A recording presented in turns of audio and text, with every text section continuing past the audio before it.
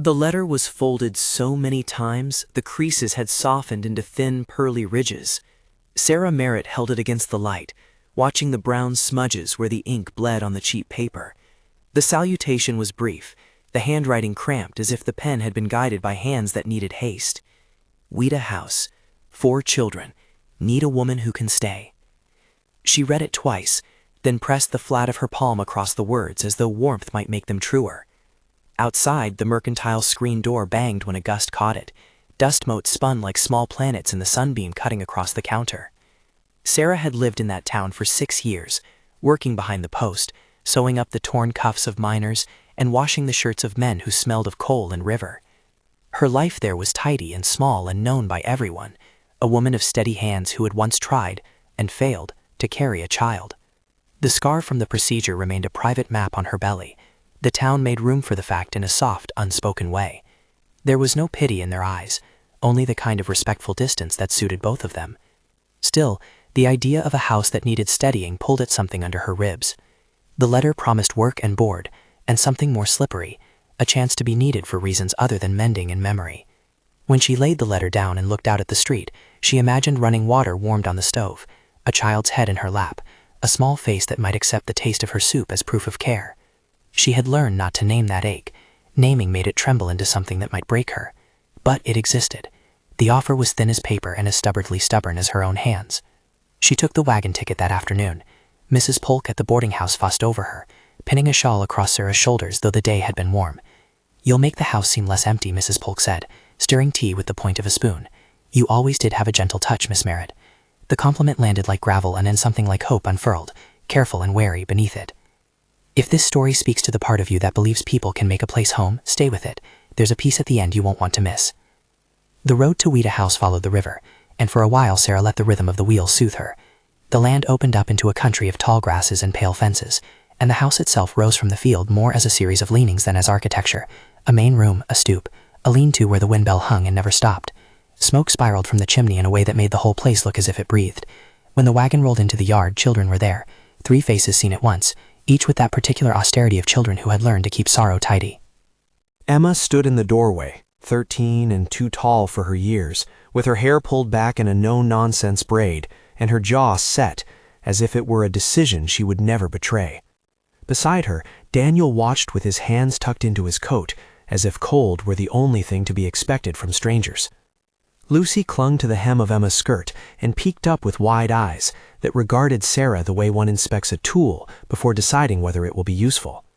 The smallest, Sam, somewhere around 4, sat on the steps holding something pressed to his chest, his face pinched by an illness Sarah could not yet name, but knew by the thinness of his breath. They did not rush to greet. They did not offer the wide, welcoming curiosity children sometimes possess. Instead, they drew together, a small island of loyalty, and watched her as if she might be the kind of thing to be polished away. A hollow man once came by with a sympathetic hat, and a neighbor, but there was no father at the house. The children's mother had been gone long enough that their mourning had taken the form of careful ritual, a plate set at the table, a bed made as if for a person who might one day return. Emma's eyes flashed when she saw that Sarah's gaze lingered on those things. "You aren't here to take her place," she said first, as if to test whether Sarah had come with ready excuses. "I don't want to take her place," Sarah answered. The words felt like the right ones, honest and careful. "I only want to help keep things from falling apart." Inside, the house smelled like boiled cabbage and the thick, comforting musk of domestic labor. Tin plates lined the table like small moons. Children's shoes were placed in a row by the door, soles inward, as if etiquette could stop grief from dragging its heels across the floorboards. The youngest's breath was a ragged, thin thing beneath the cough. Sarah's hands had known how to fold shirts, how to steady a wobbling table, how to stitch a tear so that the thread was a whisper rather than a scar. She set about doing those things without ceremony. The first week was a study in small refusals. The children would not call her by any name that would suggest closeness. Emma spoke to her like a housekeeper, with curt instructions and the occasional polite command. Daniel sat at the table and ate with a cautious appreciation of someone who measures his trust in spoonfuls. Lucy watched with a tenderness that she would not admit. Once, she left a small sprig of dried lavender in Sarah's apron pocket and scurried away before Sarah could say thank you. Sam, feverish in the mornings, pushed her hand away when she tried to smooth his brow. Sarah had expected some of that. She had not expected the depth of their loyalty to the absent mother, to the idea of her. Every night, they placed a folded cloth on the chair beside the hearth, a quiet invocation. It was easy to imagine needing to build a life around those small rituals, rather than trying to erase them. Sarah did not try to transplant her own grief into the empty spaces. She respected their rituals, the same way she would respect a wound, not to touch it unless the touch was necessary and tender. She moved through the house like running water. She woke before dawn, boiled the water for coffee in a kettle that sang like a lonely bird, and lighted the oil lamp to make small pools of warm yellow in the rooms. She taught Emma how to starch the collars so they would stand like polite arguments. She showed Daniel where the extra nails were kept so the fence would not sag. She mended Lucy's doll's sleeve with stitches even and small. Hours into days, she found satisfaction in the precise movements. The children watched. Sometimes they mocked, sometimes they nodded. The nudge of a spoon on Sam's lips earned surprised gratitude from his lips, a brief thaw that Sarah pocketed. There were moments when a crack showed itself, quick and sensible. A rooster called one morning, and something in the sky made Lucy run to the fence, then stop, then come back because the fear she kept in her palms was contagious. Emma snapped the line of a skirt with a kind of irritation that wasn't toward Sarah, but at the way the world continued to turn when the people you loved had stopped. "We don't need anyone to tell us how to run this place," she said once. The words clipped like blades. Sarah did not argue. She answered by setting out an extra bowl of porridge, and by taking a threadbare shirt and making it whole again. Actions as a grammar of care. That would be her language. Weeks passed in the rhythm of chores and small skirmishes. The town doctor was a man whose horse sometimes did not appear when needed. He came when he could, and sent a bill when he left. Sam coughed intermittently, and on some mornings his cheeks with a pail of pressed flowers. Sarah watched that throat with the kind of attention that had nothing to do with romance or claims. It was professional, practical, and dogged. Day by day, the cough deepened into something with a name. Pneumonia, the doctor said when he finally came, and there was a look in his eyes that cost less than it would elsewhere. He sent for a supply of medicine and said that what Sam needed most was warmth and careful eyes. The fever took him at night. It came like a thief, turning thin breaths into dangerouses. Sarah sat awake with him the first night it hit in earnest, the room lit by a lamp that trembled and hummed with its own life. His forehead was dry and hot, his small hands limp in hers. Emma stood in the doorway then, silhouette against the dark, and Sarah could see how the older girl had been made into a guardian by loss. Daniel pressed his back against the wall, hiding his face. Lucy hovered near the bed and then slipped into a chair, eyes rimmed in red. When the fever was high, Sam would try to steady himself by clutching onto the shape of familiarity. One time, in a spasm between coughs, he reached out and found Sarah's sleeve and held on so tightly his fingers left little crescent moons on the fabric. She did not move him away. She sat on the edge of the mattress and let him anchor himself to her there. The hours were a sequence of small, merciless tasks: damp cloth to the brow, spoon to the mouth, a quiet song Sarah had once heard her grandmother hum. None of the words mattered. It was the keeping of a rhythm in the dark. The doctor was delayed by a washout on the road. Sarah sent Daniel to the neighbor for news and water, and Emma paced the kitchen until her shoes rubbed into the floorboards. All of them, even Emma, came to know the queer comfort of routine in the face of danger. At 3 a.m, Sam cried out in his sleep, and Lucy ran to the bedside, fumbling with hair she had only cut once with artistic zeal. Emma, suddenly motioning, moved to fetch the kerosene lamp and focus the light so Sarah could see the child's face without shadow. The collection of small practical gestures became an anatomy of care: a hand on a shoulder, a mitten putting a cool cloth back on the brow, a bowl of broth placed on the nightstand. Trust is rarely an announcement. It arrives, a handful at a time, like coins in a jar. It was during those long nights that Sarah felt the small coins fall into her palm. She did not demand acceptance. She earned it by making the room a safe place to be frightened and to wait. Once, when Sam's breathing steadied just enough that his face relaxed, Emma sat on the bed and smoothed the blanket with the tenderness she usually reserved for order. Her fingers brushed Sarah's hand, and for a moment they both froze as in a photograph. Emma did not look away. It was Daniel who first broke a silence the way a small boy breaks a chord with a note that has been waiting to be struck. "You sang that song," he said, voice small and a little ashamed, like someone surprised to find treasure in a pocket. "My mother used to sing it when I had nightmares." The admission was quiet and dangerous. Sarah's chest clenched and then loosened with a wash of something like mercy. She was a good singer, Sarah said. She had a gift. That's what Emma said. Daniel's cheeks flushed. He looked away, embarrassed by the warmth his own voice had shown. He had not meant to be kind. Kindness had slipped on him like a poorly tied ribbon. Small gestures accrued. Emma brought in an armful of wood without being asked. Lucy boiled herbs and didn't spill water on the floor, though her hands shook. Daniel stayed awake once after being sent to bed to fetch an extra pillow at midnight because Sam had started to cough again. Each act was a brick laid across the gap that had existed between them. But the real turning was quieter than a confession. It was a token left one morning in Sarah's cupboard. A strip of cloth, frayed at the edges, with a child's clumsy stitching in a loop of coarse thread. On it, someone had sewn a small heart. Sarah kept the cloth folded in the pocket of her apron, like a private ledger of trust. She tied her apron the next morning with hands that were steadier than she expected. When Miss Polk dropped by and asked about supper, Sarah replied without hesitation. "A simple stew," she said. The board would be full, and for the first time in weeks, Sarah felt like a person who belonged to the room, rather than a visitor in it. The day the fever broke, and then just as dangerously the cold set in, the town doctor arrived with a bag and a face that looked worn but relieved. "He'll be right," he said, checking Sam's pulse and nodding as if confirmation was the thing the world needed most. Sarah watched as he administered a draft, and as the children gathered round, their faces taut with an expression Sarah had come to know, fierce, suspicious hope. When the doctor left, he paused at the doorway and regarded Sarah with a type of small village gratitude that was careful not to be turned into a favor. "You did well," he said. "You kept him steady until I could make it through." "You'd have come anyway?" Emma asked, voice tight. The doctor shrugged. Word travels. Then he offered a brief smile at Sarah, one that carried the acknowledgement of a community that measured people's worth by what they did in the night. It was not romance or flattery. It was recognition. Sam slept more after that. He ate when Sarah coaxed soup into him. He laughed, a small hiccuping sound, when Lucy made faces at him across the table. The house felt less like a vigil and more like a place where life continued despite grief. The children's rituals remained. They still kept a place at the table for their mother. But those rituals were less like fortress walls now, and more like frames through which a new scene could be seen.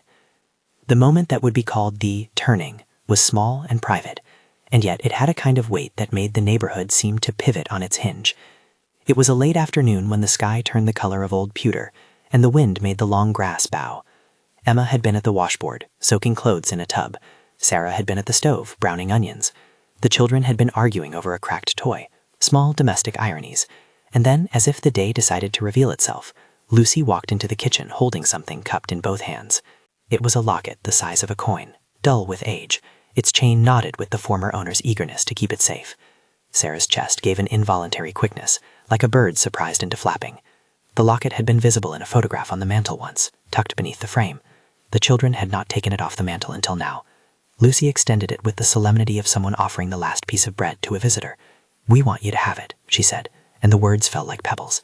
Emma's neck stiffened as if she might object, but she did not. Daniel's eyes were locked on the locket and then on Sarah. There was a long silence, the kind that contains 1,000 sentences if you let it. Sarah looked from one child to the next, and in each face she saw not just the trace of grief, but an expectation that had been relieved by care. "I don't deserve their things," Sarah said softly, touching the metal and feeling the small heat of fingers that had held it. "I don't want to replace her." "You're not replacing her," Emma said, and it was the clearest thing she had yet said. "She wouldn't want to be replaced. She would want someone who'd look after us." Emma's voice had the blunt honesty of a girl who had held both sword and ledger. The sentence landed and then folded into the room as if it had always belonged there. Emma reached forward and placed the locket in Sarah's palm. Her fingers lingered just long enough to make the contact meaningful. "Stay," she said, and the word was not an ultimatum, but a request with the weight of a possible future. There are moments in life when the ordinary becomes an altar. Sarah wrapped the small chain around her wrist rather than her throat, an arrangement that felt less like wearing a claim and more like keeping a visitor's hand. She accepted the locket as one accepts a favor that cannot be repaid with equal coin. It tied them not by law, but by memory and willingness. After that day, the house changed in ways that could be described by a butcher's list of tasks. The rocking chair was repaired, a shelf was secured, a patch of flower bed was laid in front of the stoop. But what mattered were the small exchanges that previous months had made possible. Daniel would bring in a mug of coffee for Sarah while she folded sheet piles. Lucy began to ask Sarah for stories that were not about the absent mother, but about things that happened before sorrow took hold, stories of her own small embarrassments and brave missteps. Emma, who had been the strongest gate, began to ask for help with schoolwork and accepted guidance with a look that was no longer suspicion, but a quiet curiosity. Neighbors noticed. Mr. Hale, who kept the harness shop and whose wife made an indispensable pie at county fairs, saw them sitting on the steps on a late summer night and tipped his hat. "Looks like you've got a right household again," he said, and for once his words were not merely polite, they were true. The unbelievable element of the ending was not in some grand declaration or sudden legal adoption. It was in the shape of a small public moment that carried the weight of the private nights. There was a county fair that October, the sort of event that smells like fried dough and horse sweat, where everyone in the district turned up with their opinions and their wares. Sarah went because Miss Polk insisted, and because the children wanted to see the pony show. Emma wore her Sunday dress because it had been hemmed a little straighter than usual. Daniel had polished his boots. Lucy clasped Sam's hand like a promise. They were standing near a ring where children ran races when Mrs. Polk, who had traveled with Sarah, called out across the crowd. "Who's that fine woman with the Merritt at Ouida?" she asked, with the open curiosity townsfolk always have for arranging people into families. For a brief second, Emma looked as if she would answer with the clipped defensiveness of earlier days. Instead, before hesitation could gather, she stepped forward and put her arm around Sarah's waist, the motion both small and fierce. "That's our mother," Emma said, voice steady, the words dropping into the air like stones that made everyone stop and turn. The crowd turned and eyes moved in quick, curious arcs. There were murmurs and then the sound of acceptance, like a window opened on a warm day. Mrs. Polk's face softened into a smile that had in it the approval of a person who measures women by what they give rather than what they have lost. "Well, I'll be," she said aloud, not unkindly. A neighbor, who had seen the children at the house while buying hay, nodded and tipped his hat. The declaration made what had been private visible, turning the small nod of trust into a decision witnessed by the village. Sarah felt the blood go strange in her face. The word mother had been a place she had kept under lock, as if it were a room she would not enter. Now, with Emma's arm around her and the children close, as if they themselves had become the seal, it became in an instant a vessel she could stand inside. It was not ceremony that made it true, but the accumulation of nights and bowls and bandaged knees that had led them to that place. The fair's noise smoothed into a background hum, and for a moment the world narrowed to the ring of the children and Sarah's warm body between them. Afterwards, walking back across the field with Sam asleep in Lucy's arms because he had fallen asleep on her shoulder, Sarah realized how much ordinary things had become proofs of belonging. The repaired chair on the porch seemed to sit straighter. The locket, now worn on a simple cord, lay against her breast like a talisman without magic. Emma refused commissions from other houses to help with their work, and instead apprenticed herself to the household.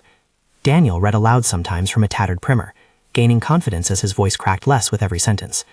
Lucy learned to braid hair in wide, industrious plaits that did their best to hide her small hands trembling. Sam, who had been the catalyst of their closeness, grew stronger like a slow green shoot.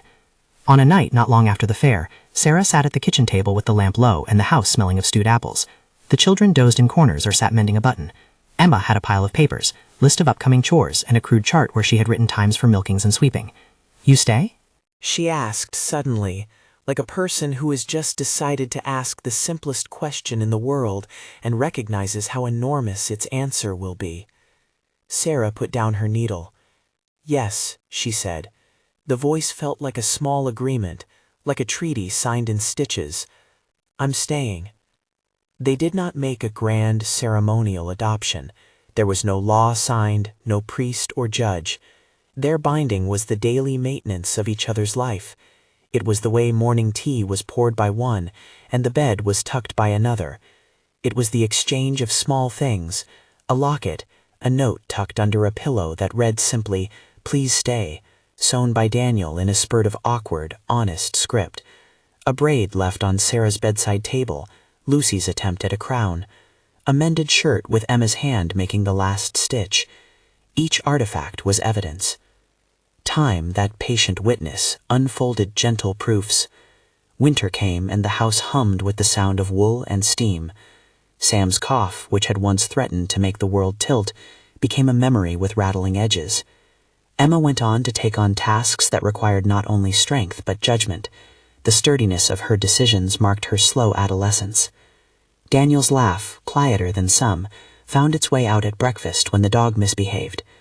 Lucy performed small acts of rebellion by adding extra spoonfuls of spice to the stews, and Sarah pretended not to notice, savoring the taste with a secret gratitude. The neighbors began to speak of the household not as an experiment, but as a thing that had happened, a family stitched together not by law, but by mutual tending. There were days when grief still sat at the foot of the bed like an old friend who entered without knocking. Emma would sometimes stand at the door and look at the empty chair with a tenderness that made Sarah ache. They did not pretend the mother had been erased. Instead, they made room for both the loss and the presence that slowly took root. Sarah learned to speak about the absent mother with a kindness that was not possessive. She'd say she must have loved them dearly, and the children would look at one another and nod, acknowledging a past that made their present possible. When the spring arrived, the garden yielded small green things that pushed through soil Sarah had turned with the children. They planted beans and watched their tendrils reach. Emma labeled the rows with careful handwriting, and Daniel counted leaves as if each were a victory. The locket sometimes caught the sun as Sarah bent to the earth, a small star pulsing against her chest. It had become the kind of commonplace miracle people don't speak about because language seems too clumsy to hold it. The transformation of strangers into people who keep your clothes mended, your children's heads steady, your nights less lonely. Romance, if it entered the story, arrived like late afternoon light, gentle and not the point of the plot. There was a man who came by occasionally to repair the barn's broken beam. He was a quiet presence and respectful of the household's boundaries. He offered help with the heavy lifting, and once brought a pie that tasted of clotted cream and apples. Sarah was grateful for his help and companionable conversation, but the shaping of her life was not contingent on such things. Her belonging had been claimed by other hands, the hands that had sewn buttons, that had tied bandages, that had made places at a table. If anything shifted between Sarah and the repairman, it was as if a new room opened by way of mutual usefulness rather than rescue. Years later, a neighbor would mention the day Emma had called Sarah mother at the fair, as if it were an anecdote. She said it like she'd been carrying it for a while, the neighbor would say. It came out like a bell. It is one of those moments that seem improbable when you first hear them, because you do not see the 1,000 quiet stitches that make the whole. But in retrospect it makes sense. The long nights, the steady hands, the shared fear and bread, the tiny gifts left and received, all of them leading toward a word finally released. On the porch where the children had once stood with wariness in their faces, Sarah now sat with a quilt across her knees and Sam asleep against her side. Emma came out to bring a basket of laundry in, and Daniel, now taller and less guarded, offered his arm to Sarah as if it were the most natural thing in the world. Lucy ran ahead, laughing as she chased the dog. The house rose steady behind them, not in spite of its past, but because of the way past and present had learned to inhabit the same rooms. There are endings that scream and endings that whisper.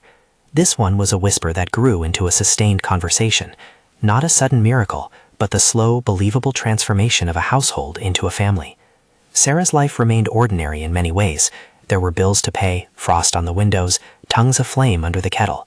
But ordinary sustained itself differently now, with an underlying certainty that someone would be there at night when the cough returned, or when a plate fell and shattered into a dozen tiny moons. If this story moved you, please like and share. There are more tales of unlikely families waiting, stories where small acts of care change the shape of a life.